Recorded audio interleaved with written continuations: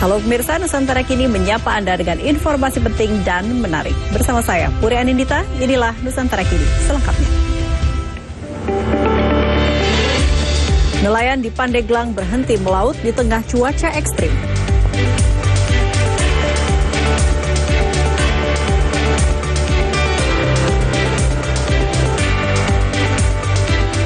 Upah minimum Provinsi Jakarta tahun 2025 naik 6,5%.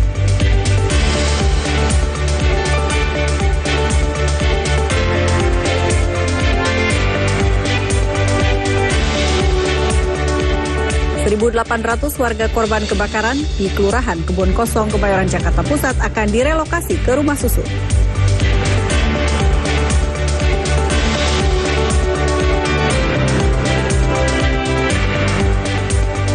Skuad Garuda optimis meraih 3 poin saat bertemu Laos di laga kedua Grup B Piala AFF 2024.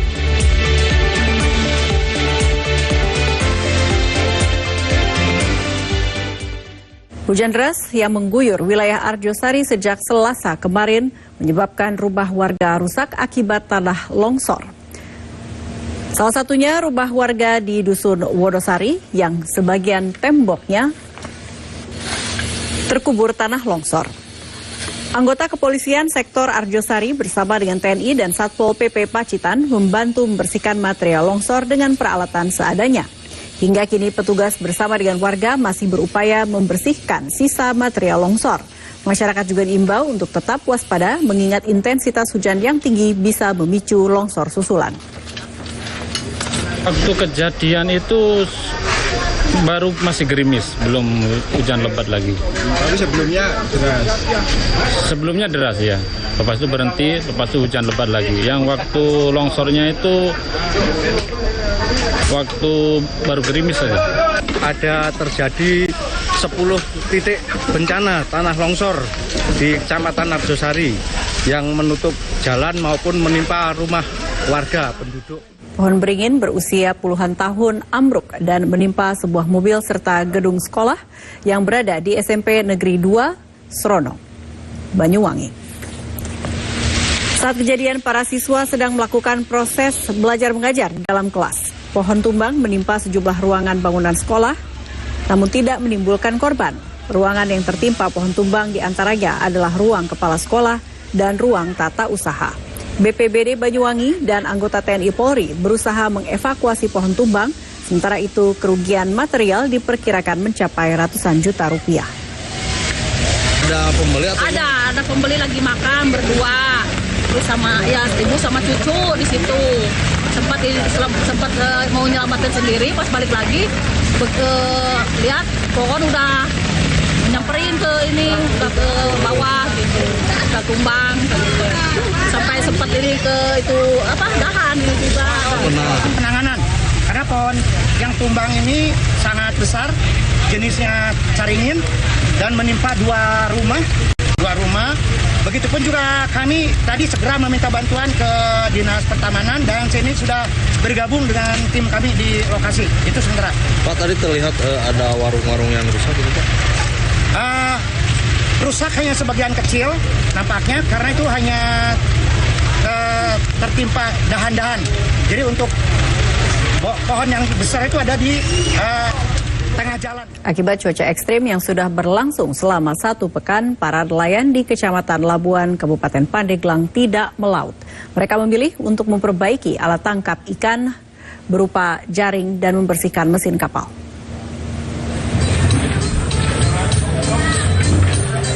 Ratusan nelayan di Pantai Teluk, Desa Teluk, Kecamatan Labuan, Kabupaten Pandeglang tidak melaut sejak sepekan terakhir.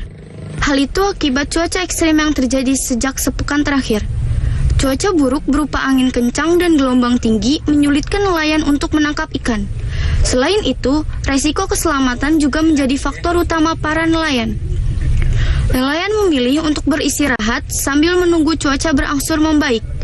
Untuk mengisi waktu luang, para nelayan memilih memperbaiki alat tangkap ikan berupa jaring dan membersihkan mesin kapal. Akibatnya, penghasilan para nelayan pun berkurang atau bahkan tidak ada sama sekali pemasukan. Karena cuaca buruk, ekstrim, ombaknya gede. Anginnya sangat kencang sekali. Beresin jahit jaring, ngebetulin kapal yang rusak-rusak, ngebetulin mesin. Harapan kita nelayan itu pemerintah harusnya memberi bantuan pas keadaan paceklik begini, ombak. Jangan banjir aja yang dikasih bantuan. Nelayan pun kalau pas ombak, kami mengharap bantuan dari pemerintah. Hari Rabu itu datang barat itu nggak melaut sampai sekarang ini. Ya paling beresin jaring gitu. Ya kadang-kadang dapat tutang kalau nelayan mah ya. Ya kadang nungguin dari ini aja dari langgan apa ya kayak kasihan gitu ngasih beras gitu. Nelayan memprediksi kondisi cuaca buruk akan terjadi hingga sebulan ke depan. Selain memperbaiki alat pancing, mereka kerap mencari pekerjaan tambahan, seperti menjadi buruh bangunan untuk mencukupi kehidupan sehari-hari. Yusef Kurnia, Jawa Post TV, Pandeglang, Banten. Kita ke wilayah lain, kebakaran hebat yang melanda pemukiman padat penduduk di Kemayoran Gempol, Kebon Kosong, Kemayoran, Jakarta Pusat telah menghanguskan 600 rumah warga di 4 RT. Rabu siang, para korban kebakaran berusaha mengais puing sisa kebakaran dan berharap menemukan barang yang masih bisa dimanfaatkan.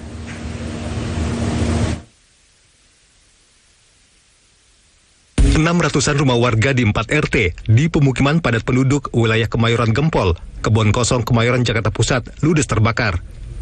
Pasca kebakaran hebat yang melanda kawasan tersebut, sejumlah warga berusaha mengais puing sisa kebakaran di sekitar rumah mereka. Warga berharap menemukan barang berharga atau barang-barang yang masih bisa dimanfaatkan. Selain tempat tinggal sementara, warga berharap adanya bantuan dari pemerintah daerah setempat, terutama untuk bantuan makanan, susu bayi, pakaian, serta perlengkapan sekolah. Lagi nyari barang-barang yang masih bisa dipakai atau dijual lagi atau yang masih ada sisanya lah gitu. Nanti nggak tahu mau gimananya, belum tahu juga sih, masih shock aja kemarin gitu kejadian ini. Sampingnya ya mungkin lagi nyari barang-barang yang masih berharga ya, masih bisa digunakan atau sekiranya mungkin bisa dijual gitu ya. Ya nyari serpihan-serpihan. Kondisi rumahnya itu habis semua. Kalau untuk kondisi rumah sih udah habis ya, udah habis, nggak ada yang tersisa.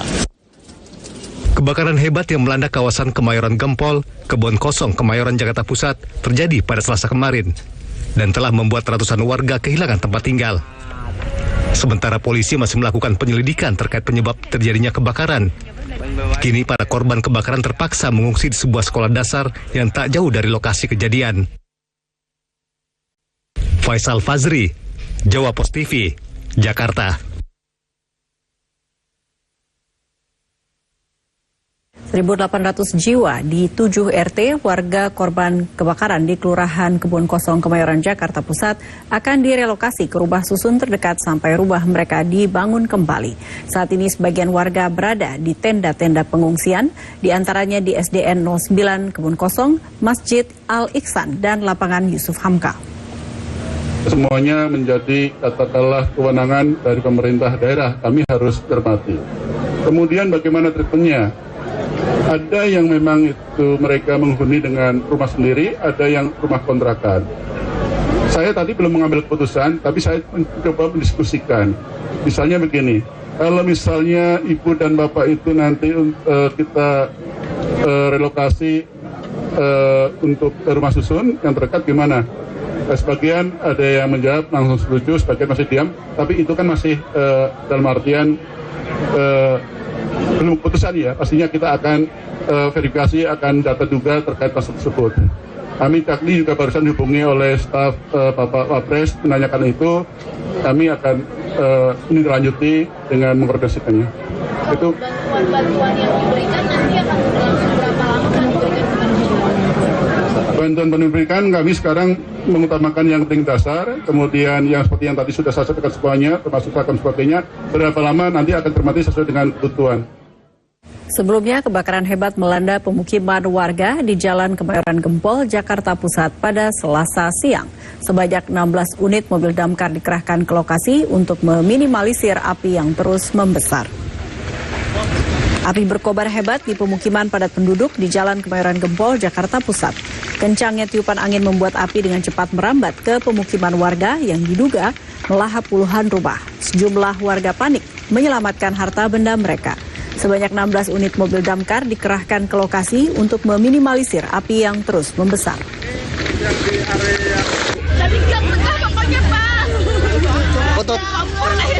Sempat ada ledakan nggak Bu atau gimana Bu? Tiba-tiba api aja Bu. Rumah Ibu kena, rumah Ibu. Libur Nataru Jasa Marga pastikan tidak ada diskon tarif tol. Nusantara Kini segera kembali.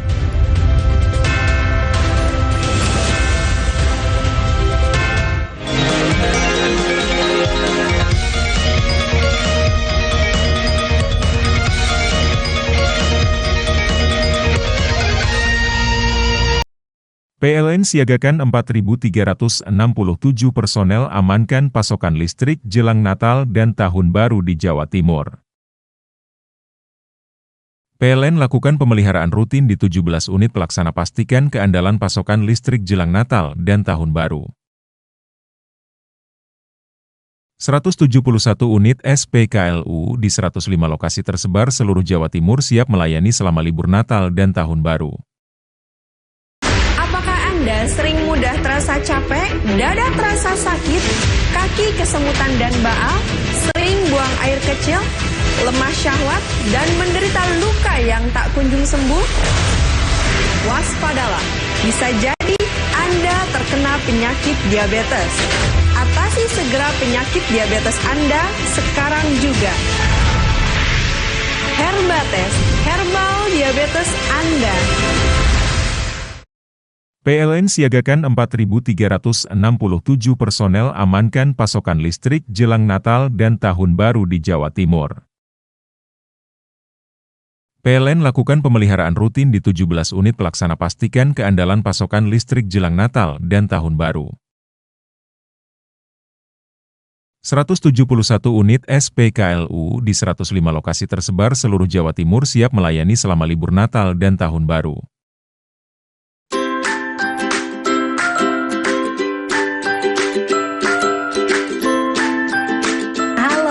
Kabar Pak? Yes, kabar baik, dahsyat luar biasa Mbak. Ini sangat pas untuk Anda yang ingin memulai bisnis baru. Betul, kami semua yang siapkan dan Anda jadi bosnya.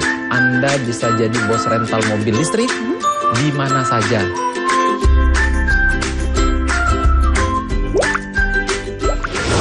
Moren, jadi bos rental tanpa repot. PLN siagakan 4.367 personel amankan pasokan listrik jelang Natal dan Tahun Baru di Jawa Timur. PLN lakukan pemeliharaan rutin di 17 unit pelaksana pastikan keandalan pasokan listrik jelang Natal dan Tahun Baru. 171 unit SPKLU di 105 lokasi tersebar seluruh Jawa Timur siap melayani selama libur Natal dan Tahun Baru.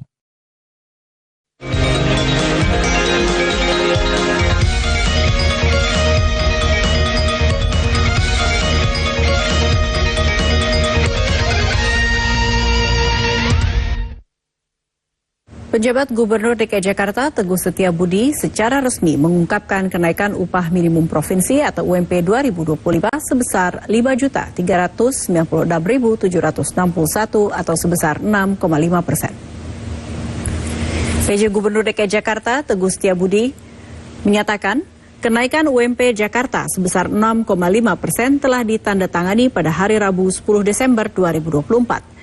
Kenaikan UMP Jakarta diputuskan setelah melakukan rapat secara internal bersama jajaran terkait.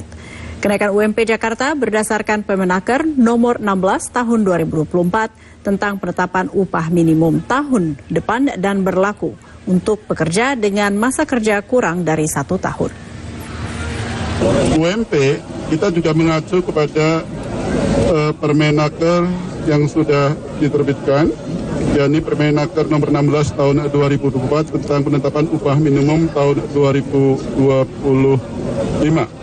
Penetapan UMP DKI Jakarta tahun 2025 dihitung dengan menggunakan formula Peraturan Menteri Ketenagakerjaan dimaksud dengan nilai kenaikan sebesar 6,5% sehingga UMP DKI Jakarta tahun 2025 sebesar Rp5.396.761. Besaran nilai UMP ini berlaku bagi pekerja garis miring buruh dengan masa kerja kurang dari 1 tahun. Ini intinya yang perlu saya tanyakan kan? Sementara itu, kenaikan upah minimum Provinsi DKI Jakarta 2025 sebesar Rp5.396.761 atau naik sebesar 6,5% dari UMP sebelumnya disambut baik oleh para pekerja di Jakarta. Mereka menilai kenaikan 6,5% ini cukup realistis untuk memenuhi kebutuhan hidup yang setiap tahunnya semakin meningkat. 5.300.000, wah itu besar Mas. Maksudnya untuk UMP Jakarta sendiri untuk nilai seperti itu, ya saya sih senang-senang aja ya. Berarti kan akan berimbas ke banyak sektor ya, dari kementerian maupun dari perusahaan yang swasta juga akan menaikkan gaji-gaji para karyawan ya, juga gaji-gaji para buruh. Ya saya sih senang-senang aja. Tapi apakah gaji itu juga akan ditunjang ataupun didukung dengan fasilitas ataupun ya asuransi pendukungnya, ya kita tunggu aja. Tapi kalau dari saya sih senang-senang aja, berarti kan masyarakat Jakarta nggak perlu datang ke Jawa Barat ataupun ke Karawang yang mungkin dikiranya lebih besar dari paling besar lah di negara ini ya kali ya gitu. Kalau saya sih setuju-setuju aja ya, malah seneng gitu kalau UMP naik gitu. Kalau bisa 10% naiknya, jadi biar semuanya kebagian dan jadi naik berapa sekarang ya? 53 ya? 53, ya lumayan lah. Semoga kedepannya bisa lebih naik lagi. Menurut saya sih bagus ya kalau UMP-nya naik, tapi kan karena ada PPN juga naik ya, itu kalau misalkan sudah diperhitungkan dengan baik dan mengingat dengan PPN yang naik juga itu nggak masalah sih kalau misalkan cukup. Cuma kalau sejauh ini dari saya pribadi dengan UMP segitu udah cukup sih.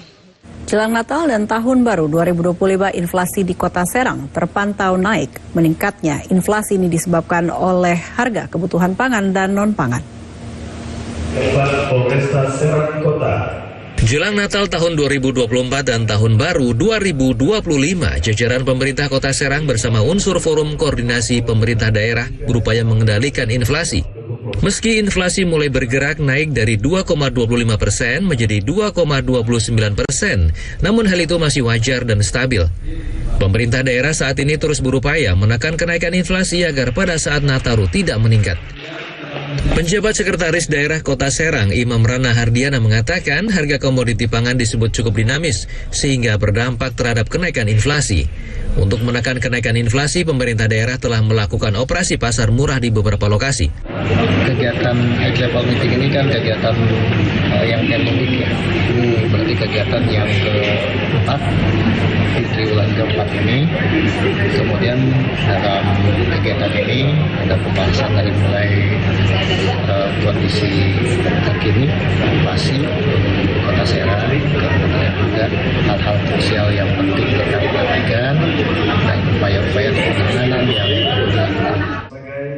Harga komoditi pangan di Kota Serang terus bergerak sehingga berpengaruh pada inflasi. Dalam waktu dekat, pemerintah daerah akan menggelar kembali operasi pasar murah dengan tujuan agar harga kebutuhan pokok tidak berlambung dan membebani masyarakat. Suhendi, Jawa Post TV, Kota Serang, Banten. Pemerintah tidak memberlakukan diskon tarif jalan tol saat libur Natal dan Tahun Baru 2025. Pertimbangan untuk tidak memberikan diskon tarif jalan tol saat Nataru dikarenakan proyeksi kendaraan yang ada di jalan tol tidak setinggi pada periode libur mudik Lebaran. Direktur Utama PT Jasa Marga Subakti Syukur mengatakan proyek pelebaran jalan di tol Cipali dan ruas jalan tol lainnya yang totalnya mencapai 120 km telah memakan anggaran tinggi dan membuat Jasa Marga pada periode libur Nataru tidak memberikan diskon tarif jalan tol. Subakti juga menyoroti soal volume kendaraan di jalan tol yang diprediksi menurun dan tidak sepadat kendaraan pada edisi libur mudik Lebaran. Untuk Nataru ini kita tidak memberikan diskon ya, karena untuk biaya fungsional ini juga cukup besar. Di samping itu trafiknya sebenarnya tidak sebanyak kalau Lebaran. Kalau Lebaran biasanya kita pertimbangan Pak Arya memberikan diskon. Jadi dari ATI, kami kan nggak sendiri ya. Kalau misal Jasa Marga memberi itu juga kita biasanya diskusi di ATI. Pasal tol ya, karena Untuk memfungsionalkan itu cukup besar, tadi biaya juga memfungsionalkan itu cukup besar, jadi ya kita nggak. Sementara itu, Direktur Utama Jasara Harja Rifan Ahmad Purwanto memastikan keamanan seluruh unit bus pariwisata yang akan beroperasi melayani calon wisatawan saat Nataru. Hal ini disampaikan usai meninjau langsung segala aspek pada unit bus pariwisata yang ada di lapangan. Remcek ini memastikan bahwa pemilik bis yang bertanggung jawab, jadi bukan pengemudinya. Dan dipastikan bahwa semua baik rem, oli, semua itu berjalan dengan baik. Ya, dan dipastikan juga tidak asal digunakan. Nah, yang tidak kalah penting adalah bagaimana pengguna bis pariwisata ini terhadap kelayaan jam penggunaan dengan pengemudinya. Kebanyakan kecelakaan bis pariwisata ini adalah karena mereka menghindari menginap di satu daerah, maka mereka langsung, contoh kejadian kecelakaan di Mojokerto waktu itu, dari Surabaya mereka ke Jogja, ya, menghindari menginap, malamnya langsung pulang ke Surabaya, dan itu kemudian kecelakaanlah terjadi 22 korban. Jadi ini yang memang harus dipastikan gitu, bahwa terutama untuk masyarakat yang menggunakan bis gitu, mintalah kalau memang jalan lebih dari 24 jam atau 2 hari, minta 2 pengemudi. Seandainya hanya 1 pengemudi, pastikan itu adalah. Jelang libur Natal dan Tahun Baru 2025, petugas Dinas Perhubungan Provinsi Jawa Barat dan Dinas Perhubungan Kabupaten Bogor menggelar kegiatan pemeriksaan armada bus di Terminal Cilengsi Tipe B, Kecamatan Cilengsi, Kabupaten Bogor, Jawa Barat. Satu persatu armada bus diperiksa petugas gabungan. Pemeriksaan dimulai dari cek rem, kondisi ban, alat keselamatan darurat seperti apar, palu pemecah kaca, serta surat-surat kendaraan bus. Dari 18 armada bus yang diperiksa, terdapat 4 armada yang tidak layak jalan dan harus diperbaiki. Kegiatan rem cek ini dilakukan hingga tanggal 13 Desember nanti. Kita ingin memastikan agar kendaraan yang dioperasikan itu layak dan keselamatan serta memberikan kenyamanan bagi penumpang atau yang akan melakukan perjalanan. Untuk pemeriksaan sendiri apa saja Pak yang diperiksa Pak? Item yang diperiksa adalah item-item dasar yang paling utama seperti sistem pengereman, ban, lampu, kemudian juga untuk alat-alat keselamatan darurat seperti apar, kemudian palu. Harga tiket bus di momen Hari Raya Natal dan perayaan Tahun Baru 2025 akan naik secara bertahap. Kenaikan harga tiket bus direncanakan mulai tanggal 12 Desember 2024.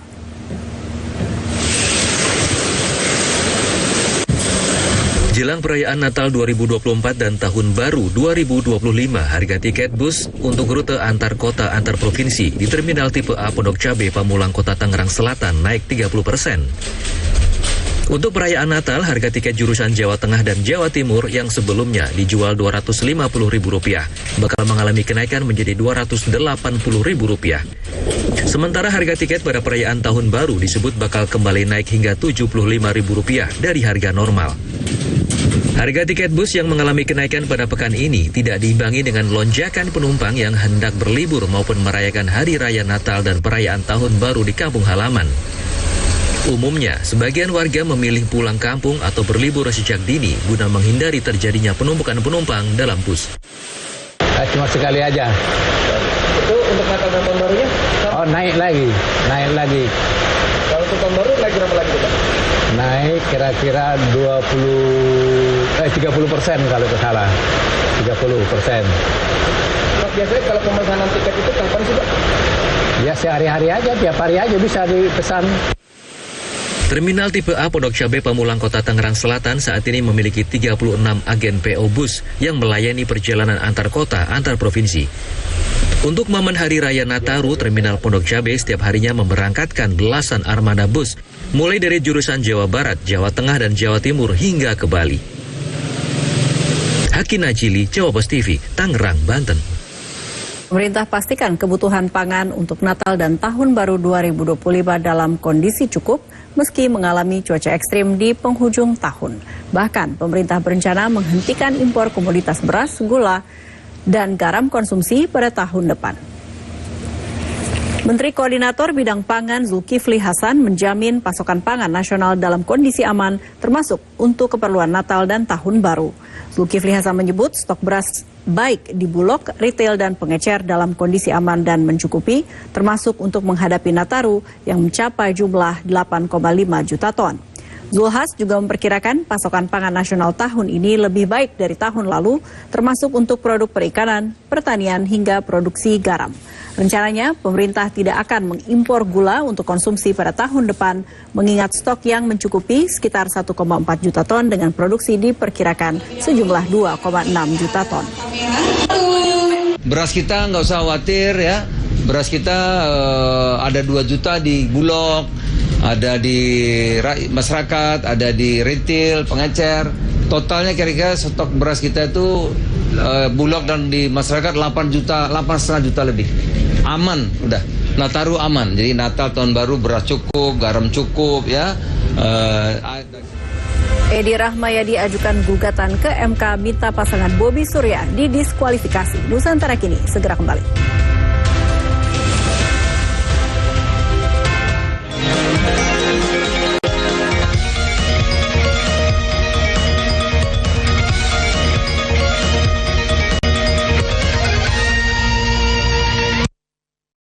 PLN siagakan 4.367 personel amankan pasokan listrik jelang Natal dan Tahun Baru di Jawa Timur. PLN lakukan pemeliharaan rutin di 17 unit pelaksana pastikan keandalan pasokan listrik jelang Natal dan Tahun Baru. 171 unit SPKLU di 105 lokasi tersebar seluruh Jawa Timur siap melayani selama libur Natal dan Tahun Baru. Yuk ikuti dan ramaikan Sambang Santri bersama Cidea. Tentunya ada senam bersama, aneka lomba islami dan tradisional santri, hiburan musik dan kesenian santri, door prize dan keseruan lainnya. Jumat 13 Desember 2024 di halaman Gedung Pendidikan Pondok Pesantren Darussalam Blok Agung, Banyuwangi. Acara ini dipersembahkan oleh PLN siagakan 4.367 personel amankan pasokan listrik jelang Natal dan Tahun Baru di Jawa Timur. PLN lakukan pemeliharaan rutin di 17 unit pelaksana pastikan keandalan pasokan listrik jelang Natal dan Tahun Baru. 171 unit SPKLU di 105 lokasi tersebar seluruh Jawa Timur siap melayani selama libur Natal dan Tahun Baru. Saksikan keseruan belusukan kampung bangkit bersama Indomie. Tentunya ada jalan sehat, senam pagi bersama, lomba kreasi bungkus Indomie, lomba masak mie telur cap 3 ayam, demo masak dan icip-icip bumbu racik, hiburan musik, door prize, dan keseruan warga Wage Kecamatan Taman Sidoarjo. Minggu 15 Desember 2024 jam 10 pagi hanya di JTV. Acara ini didukung oleh PLN siagakan 4.367 personel amankan pasokan listrik jelang Natal dan Tahun Baru di Jawa Timur. PLN lakukan pemeliharaan rutin di 17 unit pelaksana pastikan keandalan pasokan listrik jelang Natal dan Tahun Baru. 171 unit SPKLU di 105 lokasi tersebar seluruh Jawa Timur siap melayani selama libur Natal dan Tahun Baru.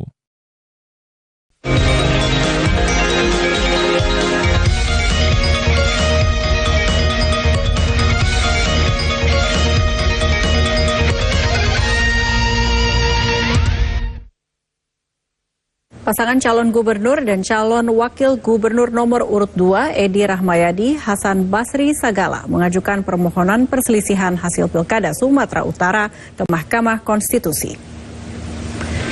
Menurut kuasa hukum Edi Hasan, Yance Aswin, gugatan pasangan Edi Hasan didaftarkan ke MK pada Selasa malam. Yance menjelaskan, Edi Hasan mengajukan gugatan ke MK dikarenakan adanya keterlibatan Partai Coklat di Pilgub Sumut demi memenangkan menantu Joko Widodo.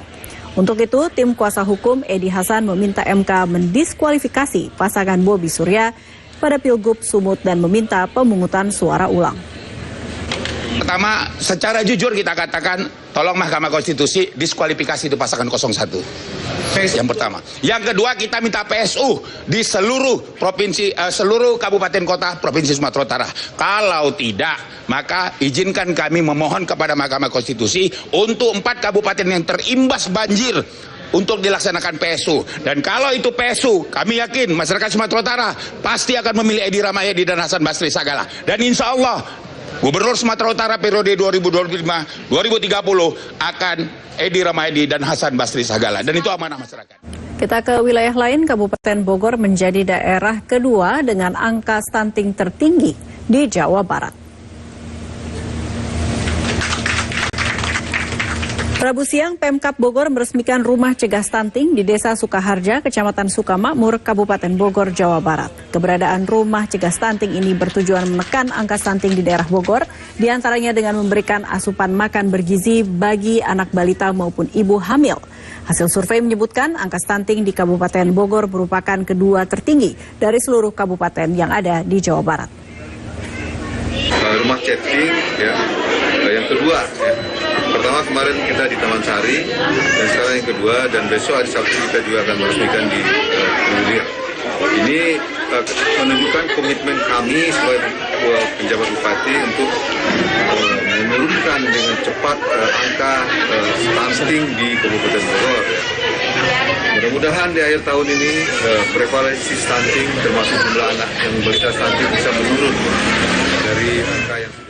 Dari sorotan kriminal, seorang pelaku pencuri sepeda motor yang 4 kali berstatus residivis di Kabupaten Sumedang, Jawa Barat kembali ditangkap Satreskrim Polres Sumedang. Pelaku berinisial T terpaksa dilumpuhkan dengan timah panas akibat melakukan perlawanan dan dalam pengaruh alkohol saat ditangkap di kawasan Jatinangor pada Rabu dini hari. Pelaku hanya bisa menahan sakit saat mendapat tindakan medis di IGD Rumah Sakit Umum Daerah Umar Wirahadikusuma, Sumedang. Usai mendapatkan tindakan medis, pelaku digiring petugas ke Mako Polres Sumedang untuk diinterogasi. Kasat Reskrim Polres Sumedang, Ibtu Uyun Saipul mengatakan pelaku berinisial T merupakan seorang DPO dan 4 kali keluar masuk penjara dalam kasus yang sama. Dari tangan pelaku, polisi berhasil mengamankan 1 unit sepeda motor. Di mana pelaku ini merupakan DPO pelaku ranmor juga, yang mana yang bersangkutan itu merupakan residivis sudah 4 kali melakukan. Didapat informasi dari masyarakat bahwa terhadap pelaku yang kita amankan ini juga sudah melakukan tanggal 8 kemarin melakukan pencurian kendaraan bermotor roda 2 jenis Vario. Kita sudah melakukan penyelidikan, didapat informasi yang bersangkutan sedang berada di daerah Jatinangor. Nah, akhirnya kita melakukan lidik terhadap keberadaan yang bersangkutan dari pengembangan informasi tadi. Dari Jawa Timur, Satreskoba Polres Trenggalek melumpuhkan pengedar narkoba dengan timah panas. Tersangka merupakan residivis yang telah dicari oleh polisi. Tersangka berinisial HW adalah warga asal desa Tasikmadu, Kecamatan Watu Limo, Kabupaten Trenggalek, Jawa Timur, yang harus duduk di kursi roda karena mendapatkan timah panas dari Satreskoba Polres Trenggalek. Tersangka merupakan pengedar sabu-sabu sekaligus residivis dalam kasus yang sama. Tersangka sempat memberikan perlawanan saat akan ditangkap polisi, sehingga polisi mengambil tindakan tegas dengan menembakkan timah panas ke kaki tersangka. Dari tangan tersangka, polisi berhasil mengamankan 10.000 sabu, pipet, skrup, dan uang tunai senilai Rp600.000 hasil penjualan narkotika. Tersangka yang kami amankan atas sebelah kami, itu betul namanya Hawi. Sempat mencoba melarikan diri atau? Sempat, dia memang residivis yang selama ini kami cari. Akhirnya kita temukan ada beberapa sedikit perlawanan, akhirnya berhasil. Menyulap limbah kompor minyak tanah menjadi kompor gas. Nusantara Kini segera kembali.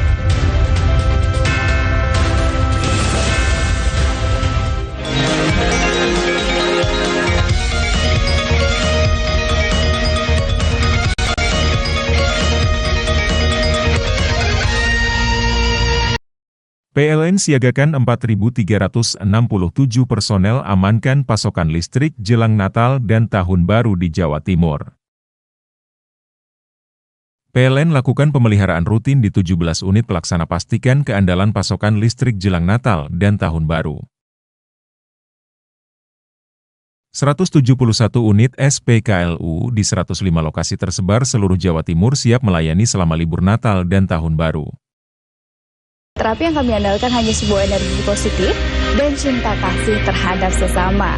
Sudah berobat ke dokter beberapa kali, disarankan harus operasi. Dikasih terapi 3 kali, dan saya jalani, baru 2 kali itu saya udah merasa enak, udah sembuh gitu. Tidak dengan bedah, dengan isim-isim, jampe-jampe, jauh dari hal-hal kemusyrikan gitu. Datang dan cobalah Power of Soul. Saya yakin kalau kita betul-betul bermohon, insya Allah akan dijawab. PLN siagakan 4.367 personel amankan pasokan listrik jelang Natal dan Tahun Baru di Jawa Timur. PLN lakukan pemeliharaan rutin di 17 unit pelaksana pastikan keandalan pasokan listrik jelang Natal dan Tahun Baru. 171 unit SPKLU di 105 lokasi tersebar seluruh Jawa Timur siap melayani selama libur Natal dan Tahun Baru.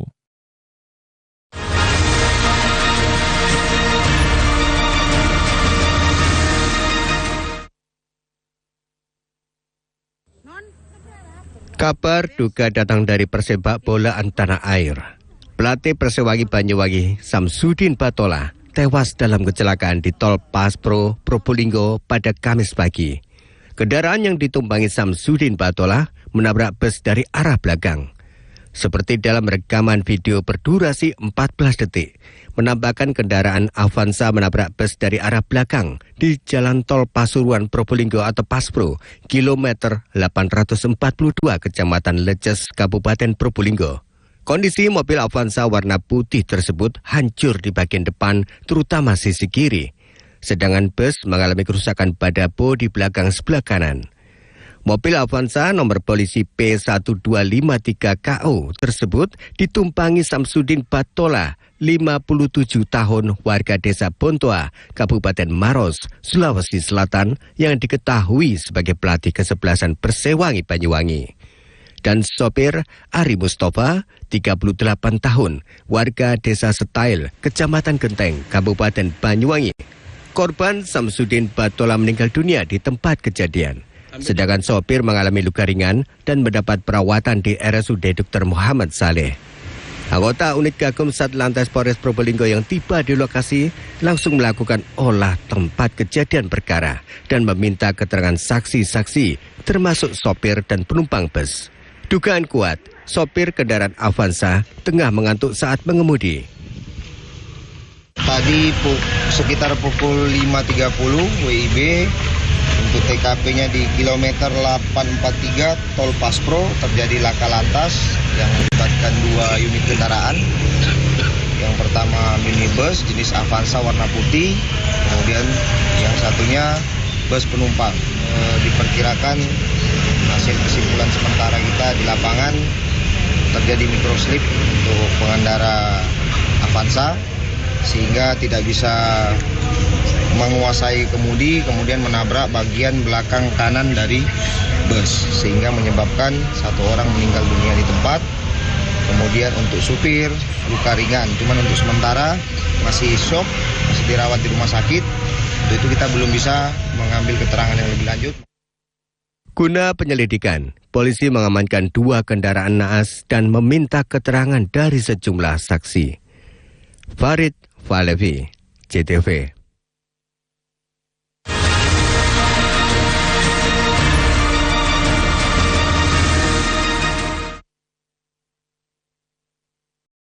PLN siagakan 4.367 personel amankan pasokan listrik jelang Natal dan Tahun Baru di Jawa Timur. PLN lakukan pemeliharaan rutin di 17 unit pelaksana pastikan keandalan pasokan listrik jelang Natal dan Tahun Baru. 171 unit SPKLU di 105 lokasi tersebar seluruh Jawa Timur siap melayani selama libur Natal dan Tahun Baru.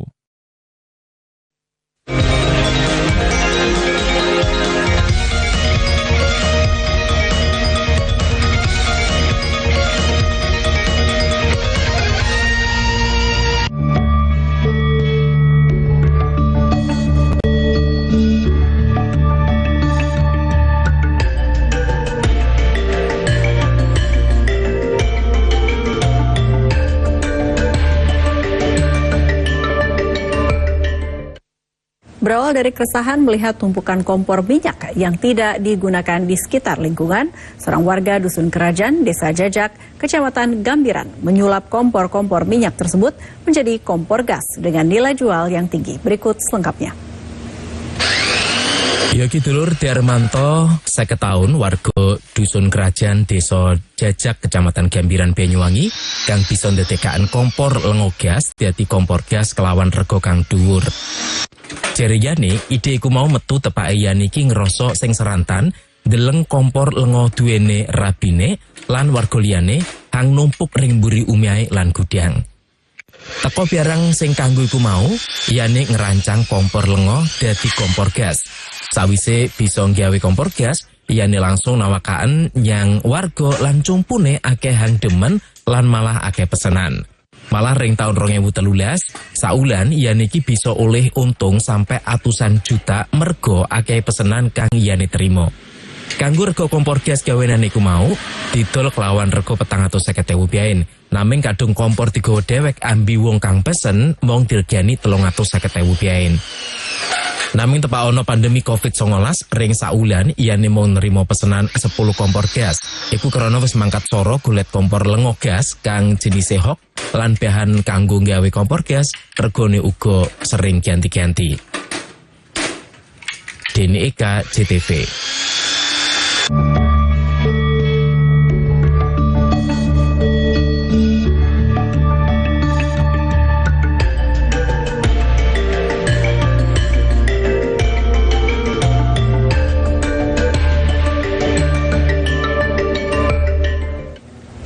Indonesia versus Laos di laga kedua Grup B Piala AFF 2024 akan kami hadirkan usai jeda.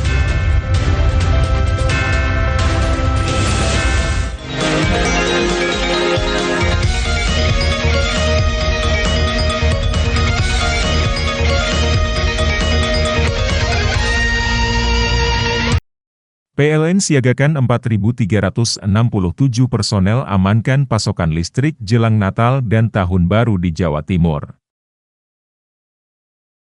PLN lakukan pemeliharaan rutin di 17 unit pelaksana pastikan keandalan pasokan listrik jelang Natal dan Tahun Baru. 171 unit SPKLU di 105 lokasi tersebar seluruh Jawa Timur siap melayani selama libur Natal dan Tahun Baru. Mengapa harus memilih kapsul Ajebio 99? Kapsul Ajebio 99 diproses secara higienis menggunakan teknologi berkualitas tinggi, sehingga tiap kapsul Ajebio 99 berkhasiat melindungi tubuh dari serangan penyakit kolesterol, hipertensi, jantung, stroke, dan lain-lain. Karena adanya berkat kapsul Ajebio 99, alhamdulillah segala penyakit sembuh semua. PLN siagakan 4.367 personel amankan pasokan listrik jelang Natal dan Tahun Baru di Jawa Timur. PLN lakukan pemeliharaan rutin di 17 unit pelaksana pastikan keandalan pasokan listrik jelang Natal dan Tahun Baru. 171 unit SPKLU di 105 lokasi tersebar seluruh Jawa Timur siap melayani selama libur Natal dan Tahun Baru. Ketemu maneh karo topik monyong nang acara gak cuma cangkuran gareng. Karena itu milik masyarakat banyak, berarti yang memanfaatkan dan yang memperoleh keuntungan adalah masyarakat banyak. Sustainability tourism, data-data yang terkait dengan alas hak. Tapi kan kadang-kadang kepingin iki cepet-cepetan tutup sampai di rumah dengan selamat itu. Jadi saya lihatnya sisi positif saja. Ojo pindah channel tetap nang acara gak cuma cangkuran gareng cerdas berkualitas yo. PLN siagakan 4.367 personel amankan pasokan listrik jelang Natal dan Tahun Baru di Jawa Timur. PLN lakukan pemeliharaan rutin di 17 unit pelaksana pastikan keandalan pasokan listrik jelang Natal dan Tahun Baru. 171 unit SPKLU di 105 lokasi tersebar seluruh Jawa Timur siap melayani selama libur Natal dan Tahun Baru.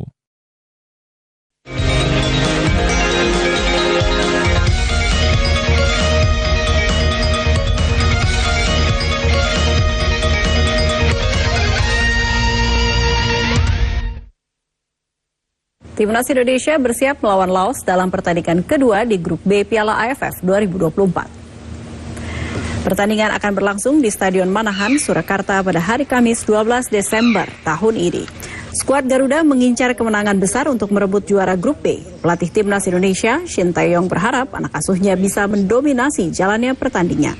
Pasalnya, skuad Garuda memiliki waktu istirahat dan pemulihan yang singkat. Shin Tae-yong khawatir permainan Timnas Indonesia tidak maksimal karena mengalami kelelahan fisik. Ia juga berharap supporter bisa memenuhi Stadion Manahan untuk memberikan dukungan pada skuad Garuda.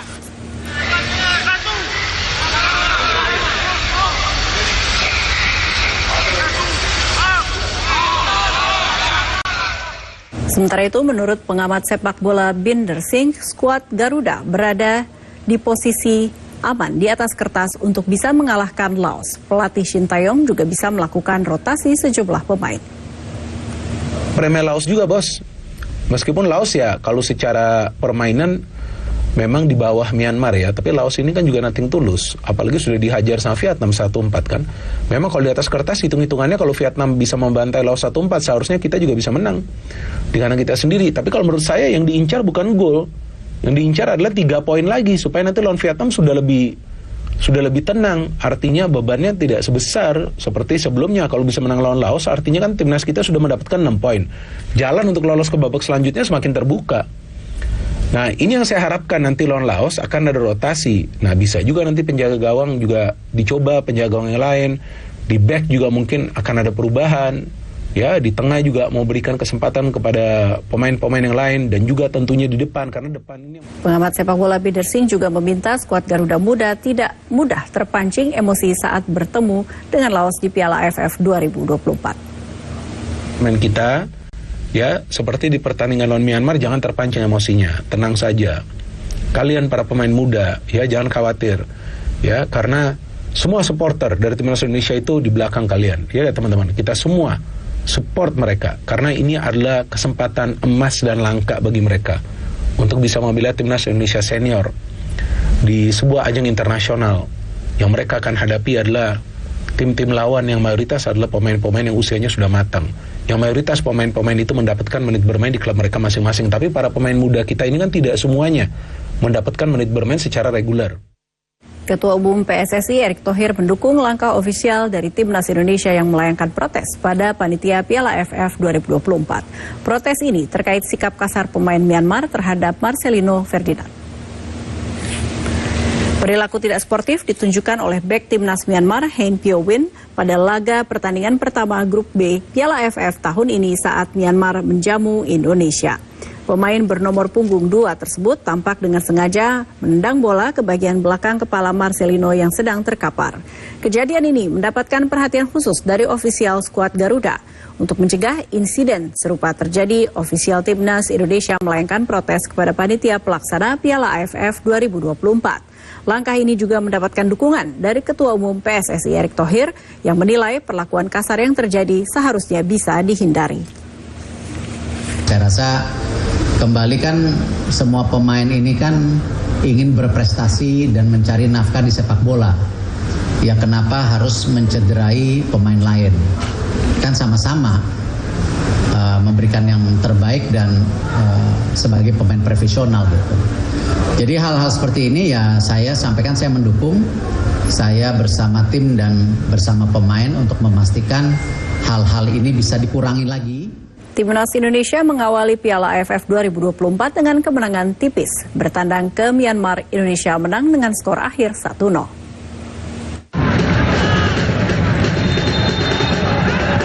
Pertandingan antara Myanmar menjamu Indonesia berlangsung di Stadion Tuhuna, Yangon pada Senin malam.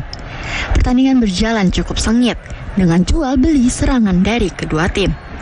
Kesalahan di awal babak pertama membuat Indonesia nyaris kebobolan. Luin Moe Aung menerima umpan akurat, namun sontekannya masih melenceng. Peluang pertama Indonesia baru terlahir pada menit ke-14. Sebuah umpan silang dari sisi kiri ditanduk Hoki Caraka di dekat tiang. Namun, kiper Aung Zinyinyi masih mudah menangkap bola. Myanmar hampir mencetak gol saat tendangan penjuru dari sayap kiri disambut dengan sontekan di dekat tiang. Untungnya, Cahya Supriyadi mampu menghalau serangan tersebut. Skor bertahan 0-0 hingga turun minum. Pada babak kedua, Garuda Muda meningkatkan intensitas permainan. Hasilnya, di menit ke-76, Indonesia membuka skor melalui Asnawi Mangkualam. Dari lemparan ke dalam Pratama Arhan di sisi kanan, Rafael Struik menyambut bola dengan sundulan. Bola dihalau lini pertahanan Myanmar. Kemelut ini dimanfaatkan Asnawi untuk menembak bola ke sudut atas gawang. Kemenangan Indonesia atas Myanmar membuat skuad Garuda menempati peringkat kedua klasmen grup B dengan perolehan 3 poin. Sedangkan Myanmar menghuni posisi keempat tanpa poin. Indonesia dijadwalkan menjamu Laos di pertandingan kedua pada 12 Desember mendatang. Sementara itu, Myanmar bertanding ke Filipina.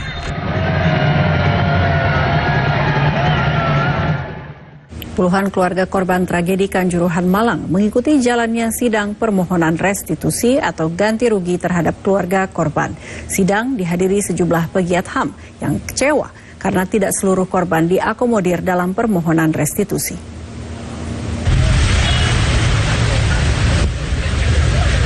Selasa siang, puluhan keluarga korban tragedi Kanjuruhan Malang menghadiri sidang permohonan penetapan restitusi tragedi Kanjuruhan di Pengadilan Negeri Surabaya. Mereka berharap anggota keluarga yang menjadi korban tragedi tersebut mendapatkan keadilan. Salah satunya Kartini, orang tua dari salah satu korban tragedi Kanjuruhan. Menurutnya, saat kejadian tragedi Kanjuruhan, putranya hanya menonton pertandingan sepak bola sebelum tragedi terjadi. Dia berharap mendapat keadilan atas perkara yang menimpa putranya tersebut. Nah, kita juga kurang puas karena mereka itu pengayom masyarakat. Kenapa melakukan hukuman dalam seperti itu, dihukum dengan settingan itu? Kan tidak adil kan? Sedangkan anak-anak kita itu nggak salah, dia benar-benar nonton, yang benar-benar ada di tribun. Sementara itu, Komisi untuk Orang Hilang dan Korban Tindak Kekerasan atau Kontras mengkritik permohonan restitusi terhadap terpidana tragedi Kanjuruhan yang tidak mengakomodir semua korban. Sebelumnya, dalam permohonan penetapan restitusi, Lembaga Perlindungan Saksi dan Korban atau LPSK mengajukan 73 orang korban. Padahal ada 135 nyawa dan ratusan korban luka lainnya. Selain jumlah korban, Kontras juga menyayangkan pihak-pihak yang diajukan sebagai termohon hanya berjumlah 5 orang terpidana. Padahal dalam aturan restitusi, kemungkinan untuk memasukkan pihak ketiga atau lembaga yang terlibat peristiwa pidana seperti institusi kepolisian, PT Liga Indonesia, baru hingga PSSI. Permohonan restitusi ini kan belum meliputi seluruh korban. Baru 73 dari 130 yang meninggal dan ratusan yang lain korban luka.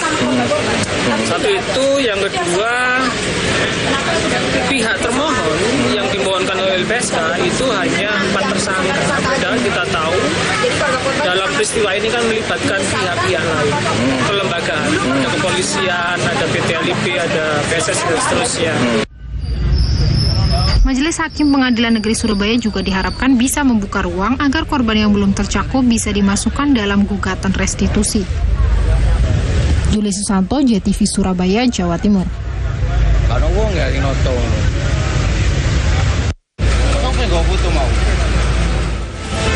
Manfaatkan area pekarangan menjadi lahan produktif. Selengkapnya usai jeda.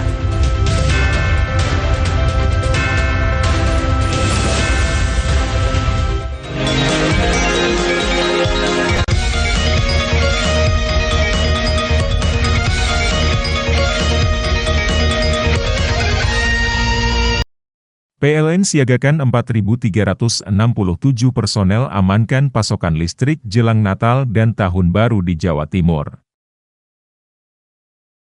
PLN lakukan pemeliharaan rutin di 17 unit pelaksana pastikan keandalan pasokan listrik jelang Natal dan Tahun Baru.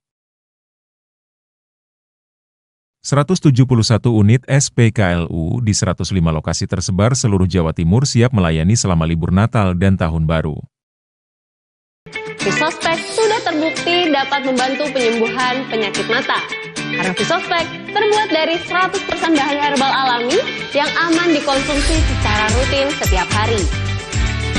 Alhamdulillah, saya sangat bersyukur telah menemukan obat yang efektif seperti Visospek yang telah membantu kesehatan pada mata saya.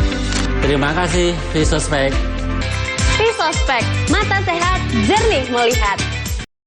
PLN siagakan 4.367 personel amankan pasokan listrik jelang Natal dan Tahun Baru di Jawa Timur.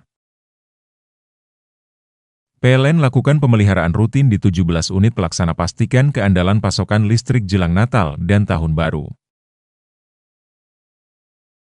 171 unit SPKLU di 105 lokasi tersebar seluruh Jawa Timur siap melayani selama libur Natal dan Tahun Baru.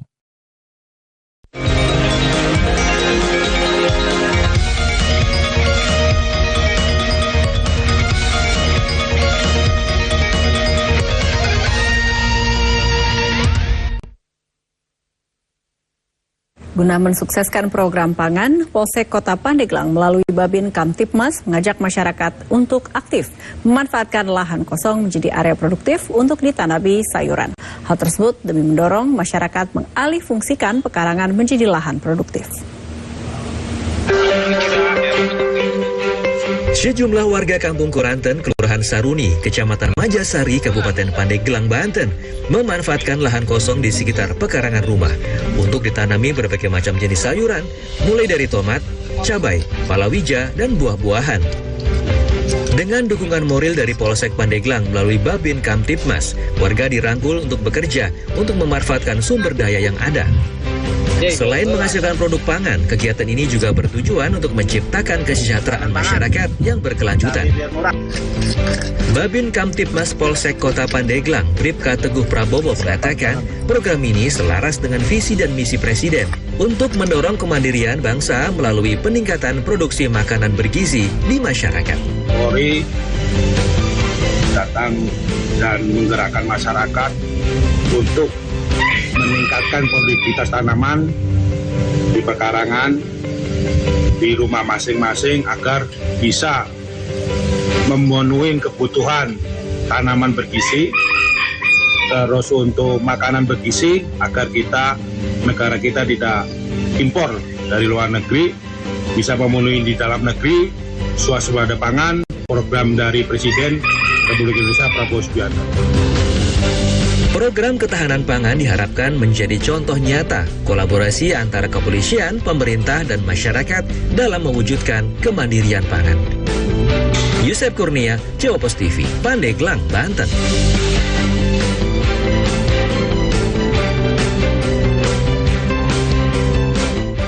Informasi tadi sekaligus mengakhiri jumpa kita di Nusantara Kini hari ini. Saya Puri Anindita beserta tim yang bertugas pamit undur diri. Terima kasih dan sampai jumpa.